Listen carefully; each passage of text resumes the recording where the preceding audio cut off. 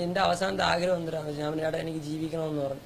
അവൻ പറഞ്ഞ് സംഘം പറയുമ്പോഴേക്ക് കേൾക്കണമെന്ന് പറഞ്ഞിട്ട് എന്നെ കൊണ്ട് ഒരു ആത്മഹത്യയെക്കുറിപ്പ് അവരെഴുതി കൊണ്ടുവന്ന് എന്നെ പകർത്തി എഴുതാൻ പറഞ്ഞു. അതിൽ കണ്ണൂർ ജില്ലാ സെക്രട്ടറി പി ജയരാജന്റെ മാനസികമായ പീഡനം മൂലം ഞാൻ ആത്മഹത്യ ചെയ്യണമെന്ന് പറഞ്ഞുകൊണ്ട് എഴുതി കൊടുക്കാൻ പറഞ്ഞു. അതുൾപ്പെടെ മറ്റനേകം കാര്യങ്ങൾ എനിക്ക് ഓർമ്മ വരുന്നില്ല. എല്ലാം കൂടി ചേർന്നിട്ട് ആത്മഹത്യയെക്കുറിപ്പ് എഴുതി കൊടുത്തു.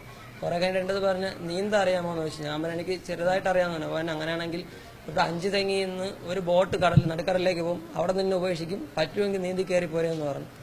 അപ്പം ബീച്ചേട്ടൻ വന്നപ്പോൾ ഞാൻ ബീച്ചേട്ടനോട് പറഞ്ഞു, ചേട്ടാ എന്നെ കൊല്ലാതിരിക്കാൻ പറ്റില്ല ചേട്ടാ, എന്നെ കൊല്ലരുതേട്ടാ. അങ്ങനെ കുറച്ച് നേരം അദ്ദേഹത്തിന്റെ കാല് പിടിച്ച് കരഞ്ഞു. RSSന്റെ എൻ്റെ 7ാമത്തെ വയസ്സ് മുതലാണ് RSSന്റെ ശാഖ പോയി തുടങ്ങിയത്. എൻ്റെ സ്വന്തം സ്ഥലം തിരുവനന്തപുരം ജില്ലയിൽ നെടുമങ്ങാട് താലൂക്കിൽ കരകുളം പഞ്ചായത്ത് മുല്ലശ്ശേരിയിലാണ്. 7ാമത്തെ വയസ്സ് മുതലാണ് സംഘത്തിന്റെ ശാഖയെ പോകുന്നത്. കരകുളം പഞ്ചായത്തിന്റെ RSSന്റെ ചുമതല വഹിച്ചിട്ടുണ്ട്. അതേപോലെ തിരുവനന്തപുരം കാര്യാലയത്തിൽ 1 വർഷക്കാലം നിന്ന് സംഘത്തിന്റെ വിവിധ സ്ഥലങ്ങളിൽ പ്രവർത്തനം നടത്തിയിട്ടുണ്ട്. കുറച്ചു കാലത്തിന് മുമ്പ് ആറ്റിങ്ങലിൽ ഒരു ഹിന്ദു ക്രിസ്ത്യൻ കലാപം ഉണ്ടാകാൻ വേണ്ടിയിട്ട് ഒരു പെന്തക്കോസ് പള്ളി ആക്രമണം നടത്തുകയുണ്ടായി. അതിൽ പ്രതിയാണ് ഞാൻ. സംഘം പറഞ്ഞിട്ടാണ് അത് ചെയ്യുന്നത്.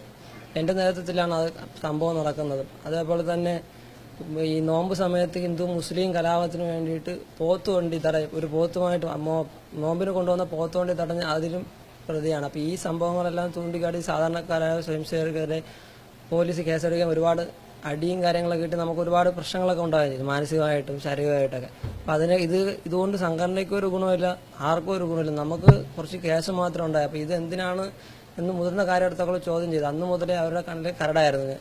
അപ്പം അത് പറഞ്ഞുകൊണ്ടിരുന്നുണ്ടാക്കി ഇയാൾ വന്ന് ഈ സജു BJPയുടെ നിയോജകമണ്ഡലം ജനറൽ സെക്രട്ടറി സജുവിന്റെ നേതൃത്വത്തിൽ ഒരു 5 പേര്, എനിക്ക് കണ്ടറിയാൻ ബാക്കിയുള്ളൊരു പേരാണ് ഇവിടെ, അവരെല്ലാം കൂടെ ചെന്നിട്ട് വളഞ്ഞ് ഇങ്ങനെ താത്തു വെച്ചിട്ട് മുതുലും നെഞ്ചത്തൊക്കെ ആയിട്ട് ഒരു 3-4 മണിക്കൂർ ഇടിക്കുകയുണ്ടായിരുന്നു. അതിൻ്റെ ഇടയിൽ ഒരു പിടിച്ച് തള്ളലിൻ്റെ ഇടയിൽ ഇവിടെ ഇങ്ങനെ ഒരാളെ നഖമോ കയറി ഇങ്ങനെ കൊണ്ടിട്ടുണ്ട്. അതിനുശേഷം എൻ്റെ പറഞ്ഞ് സംഘം പറയും പോലെ കേൾക്കുമെന്ന് ചോദിച്ചു. ഞാൻ പറഞ്ഞോ എനിക്ക് എൻ്റെ ജീവനാണ് വലുത്, സംഘം പറയും പോലെ കേൾക്കാമെന്ന് പറഞ്ഞു. എനിക്ക് സംഘം ഒരു സ്ഥലത്ത് കൊണ്ടാക്കും, അവിടെ നിൽക്കണമെന്ന് പറഞ്ഞു. ഞാൻ നിൽക്കാമെന്ന് പറഞ്ഞു. അങ്ങനെ വെളുപ്പാങ്കലായപ്പം എന്നെ നേരെ നെയ്യാറ്റിങ്കരയിലേക്ക് കൊണ്ടുപോയി. നെയ്യാറ്റിങ്കര RSS കാര്യാലയത്തിൽ കൊണ്ടാക്കിയിട്ട് അവർ പോവുകയും വൈകുന്നേരമായപ്പോൾ RSSന്റെ സംസ്ഥാന ചുമതലയുള്ള സുദർശൻ, സഹപ്രാന്ത പ്രചാരക സുദർശൻജിയും അതേപോലെ വിഭാ പ്രചാരക കിരൺജിയും കൂടെ വന്നിട്ട് എന്നോട് ചോദിച്ച്, എന്നോട് പറഞ്ഞ് നടന്ന കാര്യങ്ങൾ പറയാൻ പറഞ്ഞു. കണ്ണൂർ പി ജയരാജനുമായിട്ട് നിനക്കെന്ത് ബന്ധമെന്നൊക്കെ ചോദിച്ചു.